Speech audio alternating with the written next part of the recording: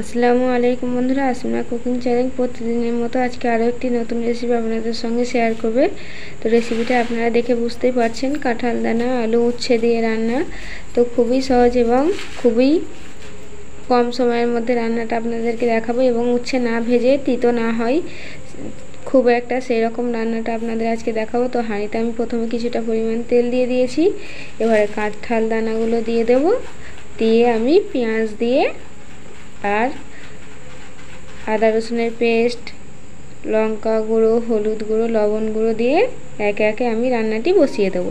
তো দেখুন বন্ধুরা, প্রথমে আমি লবণ দিলাম, তারপর লঙ্কা গুঁড়ো দিলাম, তারপরে আমি হলুদ দেব, দিয়ে এবারে কিছুটা পরিমাণে আদা রসুনের পেস্ট দিয়ে দেবো, দিয়ে এবারে জল দিয়ে আমি এখানে 2 বাটি জল অ্যাড করে দিয়েছি, দিয়ে এবারে রান্নাটা বসিয়ে দেবো। তো রান্নাটা আমি বসিয়ে দিয়েছি, যতক্ষণ না তেল ছেড়ে দিচ্ছে ঢাকাটি আমি খুলবো না। সরিষার তেল দিয়ে যখন রান্না করবেন তেল না ছাড়া পর্যন্ত ঢাকা খুলবেন না, তাহলে দেখবেন তেল ছাড়ার আগে যদি ঢাকা খোলেন তাহলে গন্ধ থেকে যাবে। তো ঢাকাটি খুলে নিয়ে আমি ভালো করে কষিয়ে নেব। কষিয়ে নেবার পর যখন তেল ছেড়ে দেবে, আমি একটা আলু কুচি করে রেখেছি সেটাও দিয়ে দেবো, দিয়ে তারপর আমি কিছুটা পরিমাণ জল অ্যাড করে দেবো দানাটি ভালো করে সিদ্ধ হওয়ার জন্য। এবারে উচ্ছেতে আমি লবণ মিশিয়ে রেখেছিলাম, সেই লবণ থেকে উচ্ছেটা ভালো করে চেপে নেব। চেপে এভাবে উচ্ছে থেকে জল বের হবে, দেখতেই পাচ্ছেন।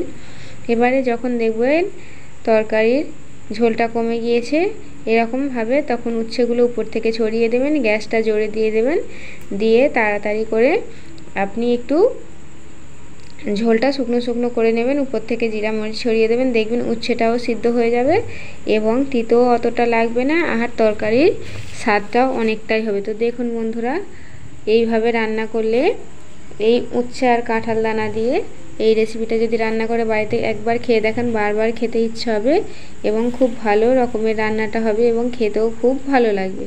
তো বন্ধুরা, ভিডিওটি যদি আপনাদের ভালো লেগে থাকে লাইক, কমেন্ট, শেয়ার এবং অবশ্যই করে সাবস্ক্রাইব করে আমার চ্যানেলটি পাশে থাকবেন। তো ধন্যবাদ বন্ধুরা ভিডিওটি দেখার জন্য।